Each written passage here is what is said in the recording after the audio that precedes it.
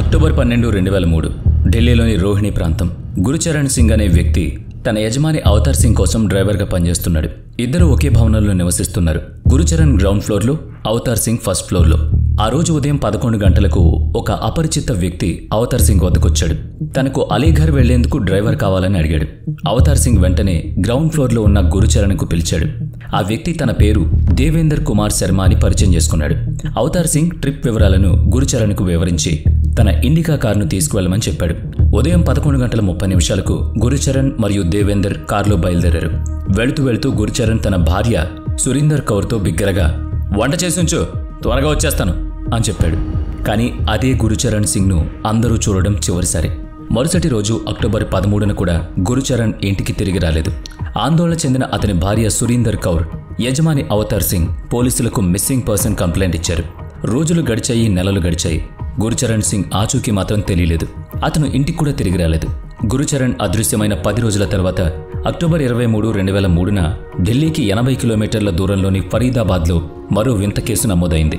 సురేష్ చంద్రగుప్తా అనే travel agency యజమాని తన వద్ద పనిచేసే ధర్మేందర్ అనే డ్రైవర్ కనబడ్డం లేదని ఫిర్యాదు చేశాడు. ఆశ్చర్యం కలిగించే విషయం ఏంటంటే ధర్మేందర్ 7 నెలల క్రితమే అదృశ్యమయ్యాడు.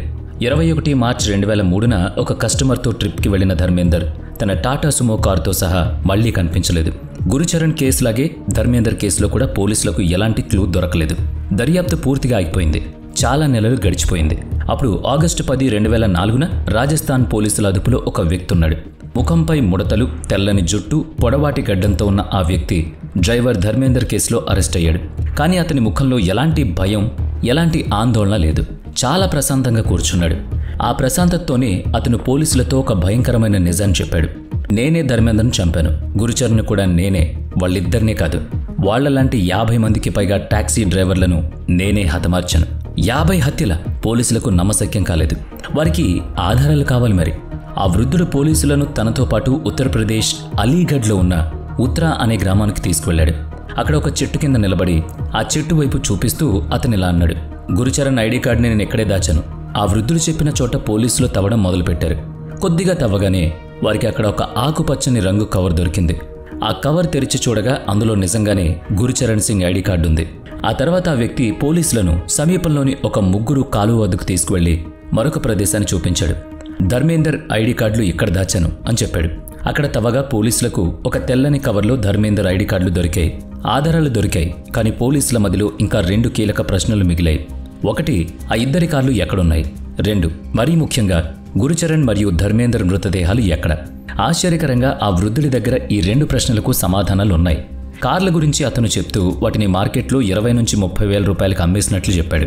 ఇక మృతదేహాల విషయానికి వస్తే ఆ వ్యక్తి పోలీసులను ఉత్తరప్రదేశ్లోని కస్గంజ్ ప్రాంతంలో ప్రవహించే హజారా కెనాల్ వద్దకు తీసుకువెళ్లాడు. అక్కడ నిలబడి అతను ప్రశాంతంగా ఇలా చెప్పాడు, "వాళ్ళిద్దరి శవాలనే కాదు, నేను చంపిన 50 మంది టాక్సీ డ్రైవర్ల శవాలను కూడా ఈ కాలంలోనే పడేశాను" అన్నాడు. ఇది వినగానే పోలీసులకు ఒక విషయం అర్థమైంది. ఈ కేసు దర్యాప్తు చాలా కష్టతరం కాబోతుందని. ఎందుకు? నిందితుడు అన్నీ ఒప్పుకుంటున్నాడు కదా, మరి కష్టం ఎందుకు? ఎందుకంటే ఆ హజారా కాలువ నిండా ముసళ్లుంటాయి. ఆ వ్యక్తి చెప్పేది నిజమైతే అతను శవాలను నిజంగా ఆ కాలువలో పడేస్తుంటే వాటి అవశేషాలను కనుగొనడం అసాధ్యం.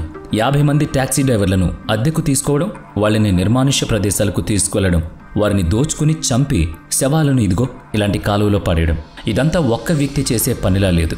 పోలీసుల అనుమానం నిజమే. 2004 నాటికి ఈ వ్యక్తి కేవలం 50 మందిని చంపడమే కాదు, తనకంటూ ఒక పెద్ద గ్యాంగ్ను కూడా నడుపుతున్నాడు. పోలీసుల ముందు కూర్చున్న ఈ భయంకరమైన వ్యక్తి తన పేరును డాక్టర్ దేవేంద్ర కుమార్ శర్మ అని చెప్పాడు. కానీ యావత్ భారతదేశం అతన్ని ఆ పేరుతో కాదు, డాక్టర్ డెత్ అనే పేరుతో పిలిచింది. అసలు ఒక డాక్టర్ డెత్గా ఎలా మారాడు? ఈ కథను అర్థం చేసుకోవాలంటే మనం కొంచెం గతంలోకి వెళ్ళాలి. 1984 పాట్నా, బీహార్. దేవేంద్ర కుమార్ శర్మ వాస్తవానికి ఉత్తరప్రదేశ్లోని అలీగఢ్ నివాసి. కానీ BAMS అంటే bachelor of ayurvedic medicine and surgery, దీంట్లో డిగ్రీ పూర్తి చేయడానికి బీహార్లోని పాట్నా నగరానికి వచ్చాడు. అతని తండ్రి బీహార్లోని ఒక ఫార్మాస్యూటికల్ కంపెనీలో పనిచేసేవాళ్ళు. దేవేంద్రది సంపన్న కుటుంబం ఏం కాదు. అందుకే 1984లో అతను తన గ్రాడ్యుయేషన్ పూర్తి చేస్తున్నప్పుడు అతని కుటుంబం మొత్తం ఎంతో సంతోషపడింది.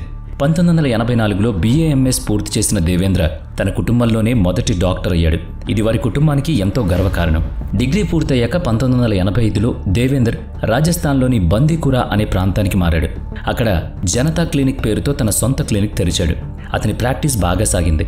సుమారు 11 సంవత్సరాలు గడిచిపోయాయి. బందీకుయి నగరంలో దేవేంద్రకు మంచి పేరు, అలాగే క్లినిక్ నుంచి మంచి ఆదాయం కూడా వచ్చేది. అతని వద్ద మంచి సంపాదన చేరింది. అదే సమయంలో 1994లో దేవేంద్రకు తన డబ్బును పెట్టుబడి పెట్టడానికి ఒక మంచి అవకాశం కూడా లభించింది.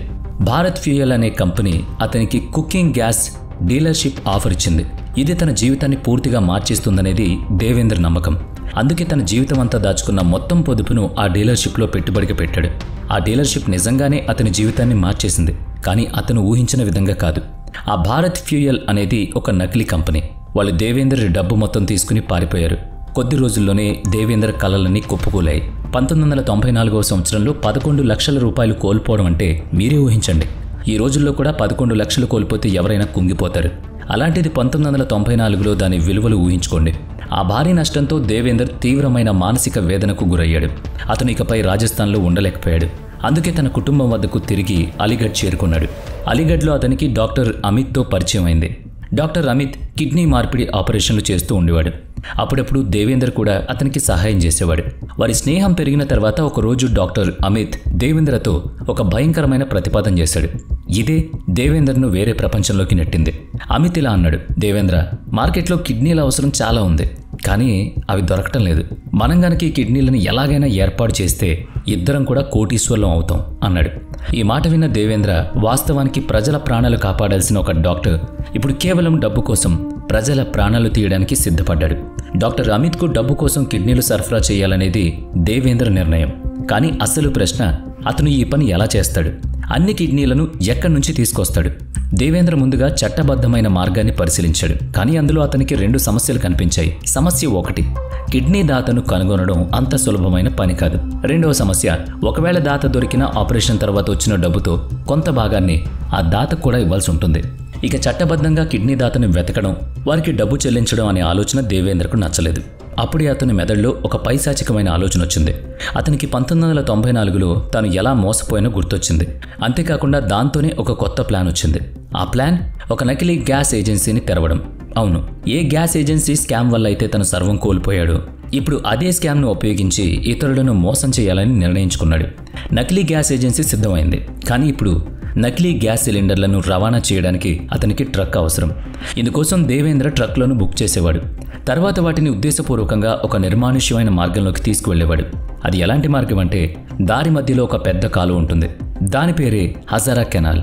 ఆ నిర్మానుష్య ప్రదేశానికి చేరుకోగానే దేవేందర్ ఏదో ఒక సాగు చెప్పి ట్రక్కును ఆపేసేవాడు. ఆపై అవకాశం చూసుకుని ట్రక్ డ్రైవర్ను చంపేసేవాడు. దేవేంద్ర స్వయంగా ఒక డాక్టర్ కాబట్టి చనిపోయిన ట్రక్ డ్రైవర్ల శరీరం నుంచి కిడ్నీలను శస్త్రచికిత్స చేసి తీయడం అతనికి చాలా సులభమైన విషయం. ఈ కథలో అత్యంత భయంకరమైన భాగం ఇప్పుడు వస్తుంది చూడండి. ఈ హజారా కాలువ ముసళ్లకు ప్రసిద్ధి. ఆ కాలువలో భారీ సంఖ్యలో ముసళ్లుండేవి. ఇది మృతదేహాలను పడేయడానికి సరైన డంపింగ్ స్పాట్గా దేవేంద్ర ఎంచుకున్నాడు. కిడ్నీలను తీసిన తర్వాత దేవేంద్ర చాలా తెలివిగా ఆ డ్రైవర్ల మృతదేహాలను హజారా కాలువలో పడేసేవాడు. అక్కడ ఉన్న మొసళ్ళు ఆ శవాలను పీక్కు తినేవి. దాంతో హత్యకు సంబంధించిన ఎలాంటి సాక్ష్యం అక్కడ దొరికేది కాదు. మరి ఆ ట్రక్కుల సంగతి ఏంటి? వాటిని కూడా అక్కడే వదిలేశాడా? లేదు. దేవేంద్ర ఈ ప్లాన్ను చాలా పకడ్బందీగా చేశాడు.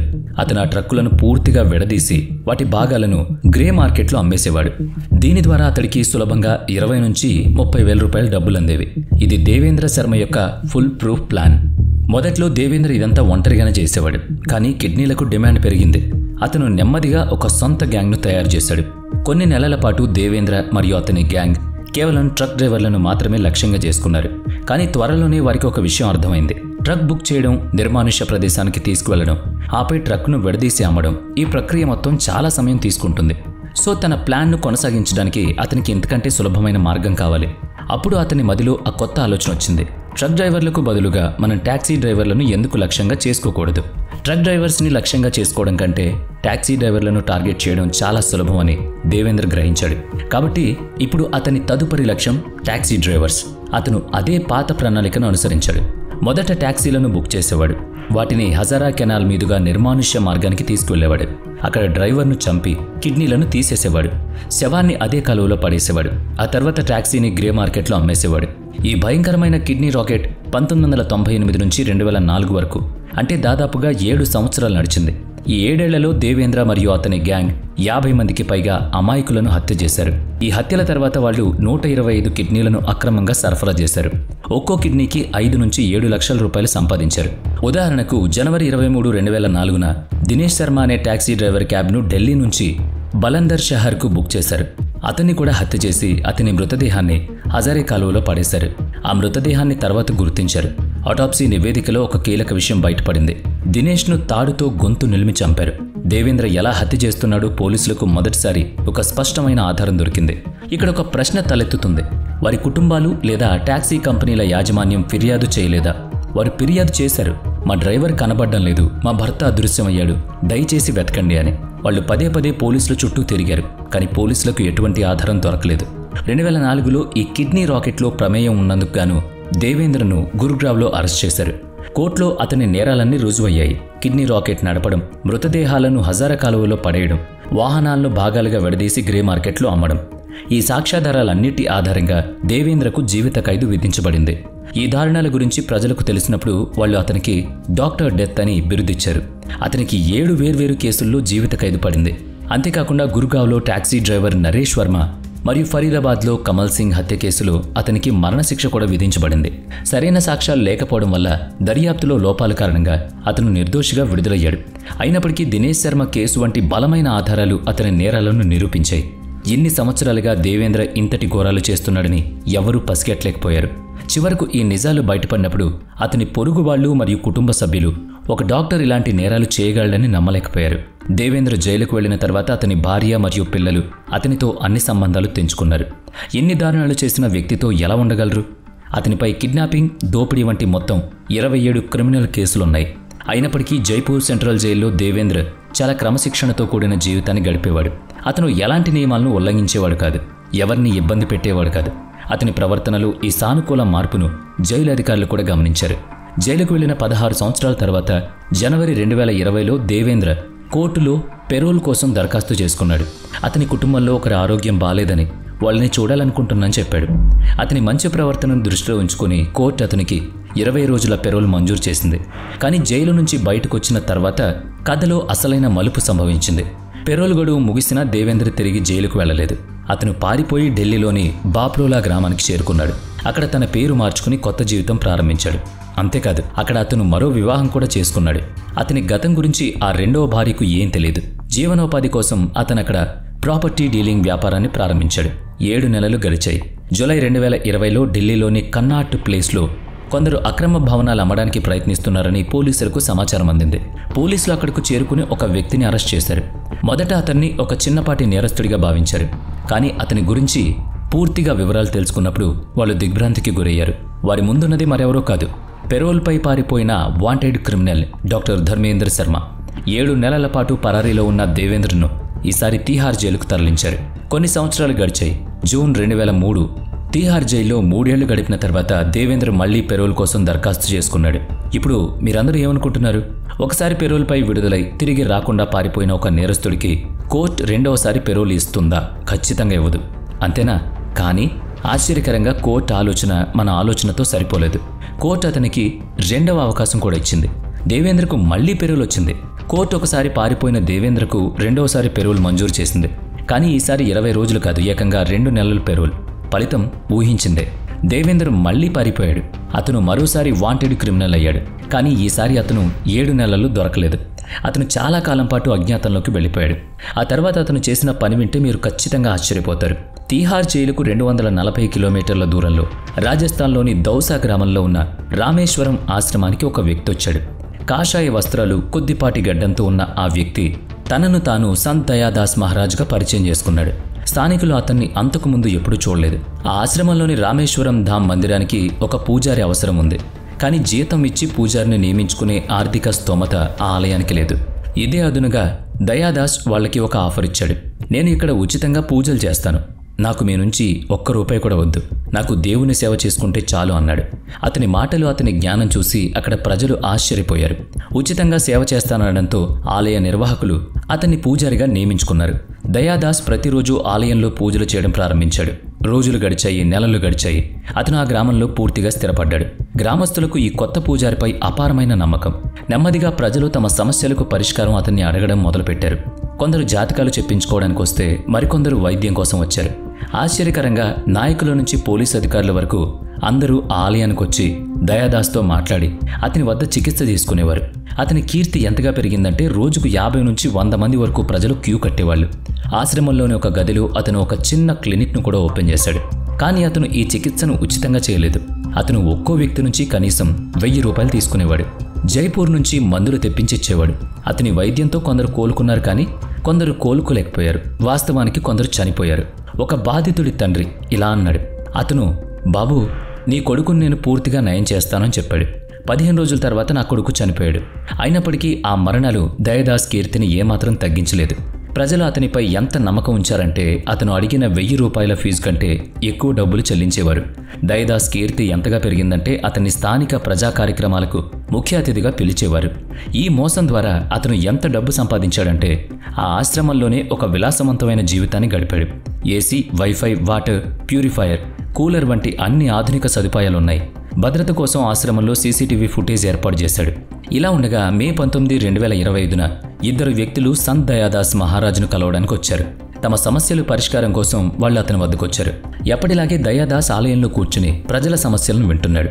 ఆ 2 వ్యక్తులు అతని దగ్గర కూర్చున్నాడు. కాసేపు మాట్లాడిన తర్వాత వాళ్లలో ఒకరు తన జేబులోంచి ఒక ఫోటో తీసి అతనికి చూపించారు.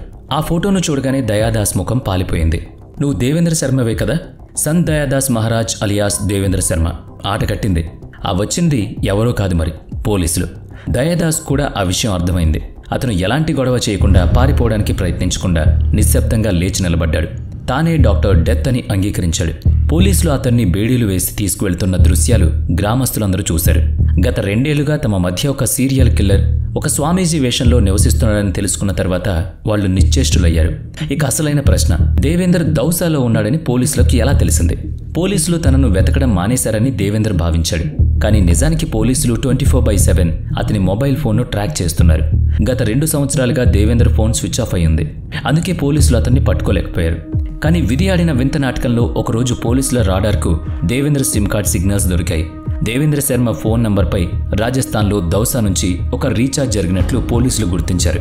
ఆ రీఛార్జ్ చేసిన తర్వాత అతను ముంబైలో నివసిస్తున్న తన 2వ భార్యకు కాల్ చేశాడు. ఆ ఒక్క ఫోన్ కాల్, ఆ ఒక్క రీఛార్జ్ అతన్ని పట్టించింది. వెంటనే పోలీసులు భక్తుల వేషంలో అండర్ కవర్ ఆఫీసర్లను ఆశ్రమానికి పంపారు. 1 వారం పాటు నిశ్చితంగా గమనించిన తర్వాత వాళ్ళు దేవేంద్రను కన్ఫర్మ్ చేసుకున్నారు. ఇది చాలా విచిత్రమైన కేసు. పోలీసుల నుంచి పారిపోవడానికి అతను ఎన్ని ప్రయత్నాలు చేసినా చివరికి వెళ్లి బోన్లోనే పడ్డాడు. ఈ మొత్తం కథ ఒక సినిమా స్క్రిప్ట్లా అనిపిస్తుంది, కానీ ఇది నిజ జీవితంలో జరిగింది. ప్రస్తుతం Devendra Sharma alias doctor death alias Sant Dayadas Maharaj జైల్లో ఉన్నాడు. వీడియో నచ్చితే లైక్ చేయండి, షేర్ చేయండి. ఇప్పటి వరకు మన ఛానల్ని సబ్స్క్రైబ్ చేయనట్లయితే ఇప్పుడే సబ్స్క్రైబ్ చేసుకుని పక్కనే ఉన్న బెల్ ఐకాన్పై క్లిక్ చేయండి. నెక్స్ట్ వీడియోలో మళ్ళీ కలుద్దాం. Thanks for watching.